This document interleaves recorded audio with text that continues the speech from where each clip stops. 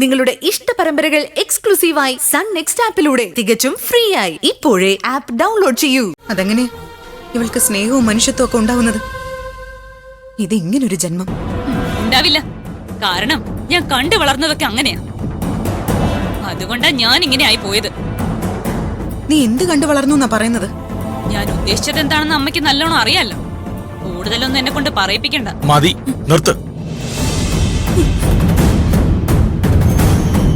അച്ഛൻ കേട്ടില്ലേ? ഇവളെന്തൊക്കെയായി വിളിച്ചു പോകുന്നത്?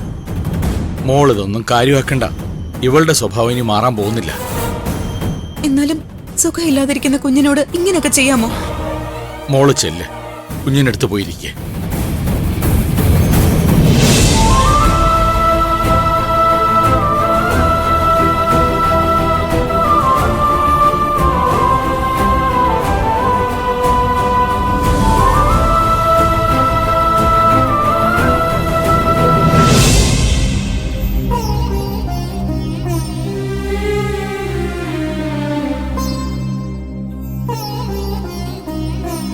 മോനെ,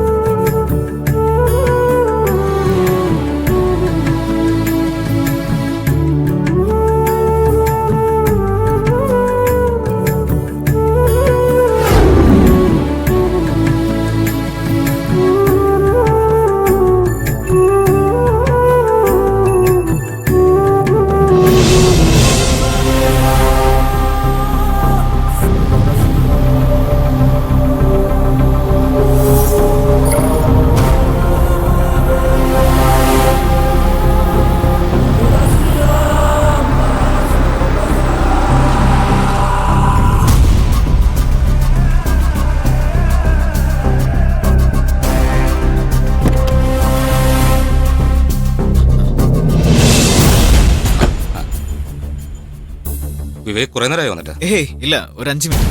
അല്ല, സാറൻ തന്നെ അത്യാവശ്യമായിട്ട് കാണണമെന്ന് പറഞ്ഞേ. നിനക്ക് കുറച്ച് കാശ് തറയുന്ന കാര്യമാണ്. നടക്കുന്നെങ്കിൽ നടക്കട്ടെ എന്ന് ഞാനും വിചാരിച്ചു. ഓ പിന്നെ, എനിക്ക് മാത്രമായിട്ട് തടയുന്ന കാര്യത്തിന് സാർ ഇത്രയ്ക്ക് ശുഷ്കാന്തി കാണിക്കില്ലെന്ന് എനിക്ക് നന്നായിട്ട് അറിയാം. സാർ പറ, എന്താ കാര്യം? സംഗതി നിനക്ക് പറ്റുന്ന കാര്യ. അതായിരിക്കുമല്ലോ. അതുകൊണ്ട് തന്നെ ആയിരിക്കും സാർ എന്നെ തന്നെ തപ്പി വന്നത്. അതെ. എടാ, ഫയലില്ലേ, ആ ദിയെ ഏൽപ്പിച്ച ഫയൽ. ചേട്ടാ, ആ ഫയലിന് ഇത്ര വില ഉണ്ടായിരുന്നോ? സംഗതി കൊള്ളാലോ. നിനക്ക് എന്താ വേണ്ടെന്ന് വെച്ചാ ഞാൻ വാങ്ങിത്തരും. എത്ര തരും? നീ പറ. ഓ, ഞാനൊന്നും പറയുന്നില്ല. എന്തായാലും സാർ അതിൽ നിന്ന് മുക്കും. എന്നാലും കിട്ടുന്നതിന്റെ പകുതി ഇങ്ങ് തന്നാ മതി. എന്നുവെച്ചാ എന്റെ കയ്യിലെ 5 ലക്ഷം കിട്ടണം. ഓക്കെ ആണെങ്കിൽ നമുക്ക് ചിരിച്ചു പിരിയാം. ഓക്കെ. എപ്പോ ഫയൽ കിട്ടും? സാധനം ഞാൻ വേറൊരാളെ ഏൽപ്പിച്ചിരിക്കാം. അതൊന്ന് തിരികെ വാങ്ങിക്കണം. അത് പിന്നെ ഞാൻ എന്തെങ്കിലും കള്ളം പറഞ്ഞ് വാങ്ങാം. സാർ വിട്ടോ? എന്നാ പിന്നെ ഓക്കെ അല്ലേ? Okay. Double okay sir.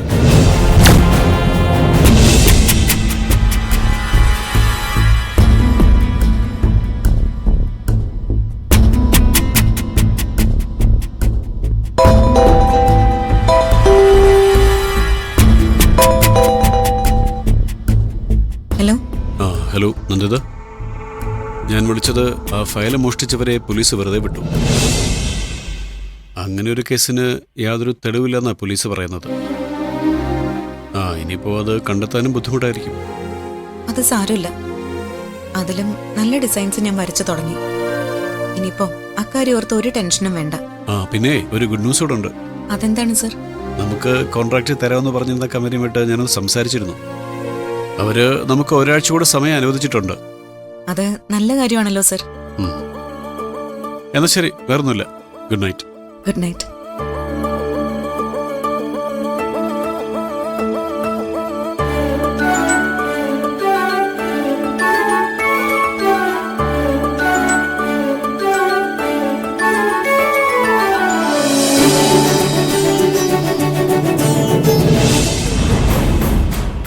Neeraja, നിനക്ക് വേറെ ബുദ്ധിമുട്ടുകളൊന്നും ഉണ്ടാവാതിരിക്കാനാ ഞാൻ ഈ ചോദിക്കുന്നത്.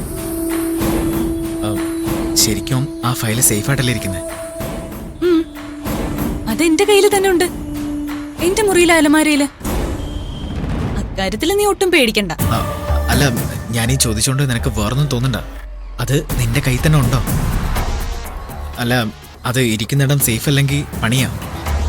നിനക്ക് സൂക്ഷിക്കാൻ എന്തെങ്കിലും ബുദ്ധിമുട്ടുണ്ടെങ്കിൽ അത് ഞാൻ തന്നെ സൂക്ഷിച്ചോളാം. വേണ്ടെന്നേ, അത് തൽക്കാലം എന്റെ കയ്യിൽ തന്നെ ഇരിക്കട്ടെ. അല്ല, ഞാനല്ല അത് നിന്നെ ഏൽപ്പിച്ചേ. ഏൽപ്പിച്ചതൊക്കെ നീ തന്നെ. പക്ഷെ അത് നിന്റെ കയ്യിൽ വന്നത് നിന്റെ മിടുക്കുകൊണ്ടാണോ?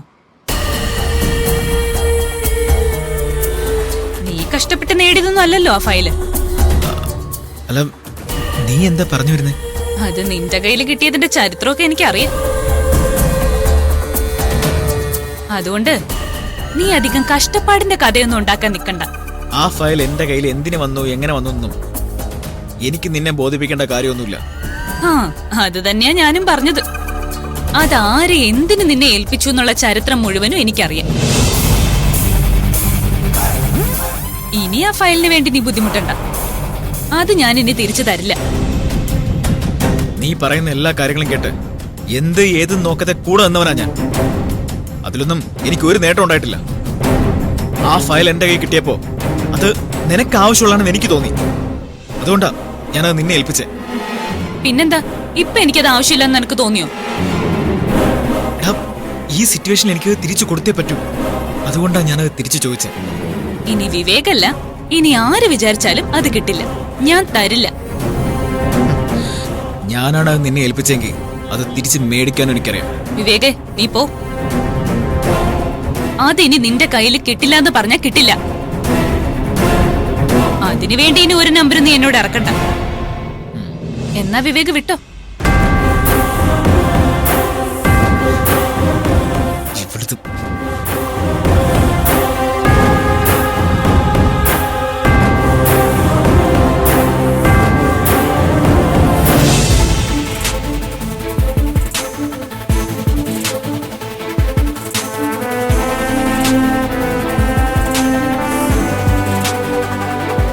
ആ മോളെ, എന്തായി പുതിയ പ്രോജക്റ്റിന്റെ വർക്കൊക്കെ? എന്താ എന്താ ഒരുമാതിരി ഉത്സാഹമില്ലാതെ? ഒന്നിനൊരു മൂഡ് കിട്ടുന്നില്ല അച്ഛാ. മോള് മറ്റു കാര്യങ്ങളൊക്കെ മനസ്സിൽ വെച്ചോണ്ട് നടക്കുന്നതുകൊണ്ടാ. തൽക്കാലം ഈ വിഷമങ്ങളൊക്കെ ഒന്ന് മാറ്റിവെക്കേ, എന്നിട്ട് ഉഷാറായിട്ടിരിക്കേ. എന്തായാലും കോൺട്രാക്ട് സൈൻ ചെയ്യാൻ കമ്പനി ഒരാഴ്ച കൂടി സമയം തന്നതൊരു ആശ്വാസമായി. പക്ഷേ പുതിയൊരു ഫയല് തയ്യാറാക്കാൻ എനിക്കങ്ങോട്ട് കഴിയുന്നില്ല അച്ഛാ. മനസ്സ് പതറരുത് മോളെ. മനസ്സ് നമ്മുടെ നിന്ന് വിട്ടുപോയാ പോയി. മോന്റെ പെട്ടെന്നുള്ള ഈ മാറ്റം അച്ഛ എനിക്ക് പേടി. അവന്റെ പെരുമാറ്റത്തിലൊക്കെ ആകെ ഒരു പന്തികേട്. എന്തോ പേടി തോന്നുന്നു അച്ഛാ. അതിന് നീ ഇങ്ങനെ പേടിച്ചാ പറ്റുമോ? കുട്ടികളുടെ മനസ്സ് നമ്മൾ വിചാരിക്കുന്ന പോലെ അല്ല. കാട് കയറി ചിന്തിക്കുന്ന കൂട്ടത്തിലാ അവര്. മോള് വിഷമിക്കണ്ട. അവന്റെ അവസ്ഥ ആലോചിക്കുമ്പോ ഒന്നും ചെയ്യാൻ ഒരു ഇൻട്രസ്റ്റ് തോന്നുന്നില്ല. പ്രോപ്പറായ ഒരു മെന്റൽ ഗൈഡൻസും മറ്റുമാണ് ഇപ്പൊ അവനാവശ്യം. ആ ആക്സിഡന്റ് കഴിഞ്ഞതിന് ശേഷം അവനിങ്ങനെ. അതുവരെ എത്ര കളിയും ചിരിയും ബഹളമായിരുന്നു. പാവം. നമുക്കവനെ നല്ലൊരു ചൈൽഡ് സൈക്കാട്രിസ്റ്റിനെ കാണിക്കാം. ഒക്കെ പഴയതുപോലെ തന്നെയാവും. മോനിപ്പോ ശരിക്കും പറഞ്ഞ വല്ലാത്തൊരു ഡിപ്രഷൻ സ്റ്റേജിലാ.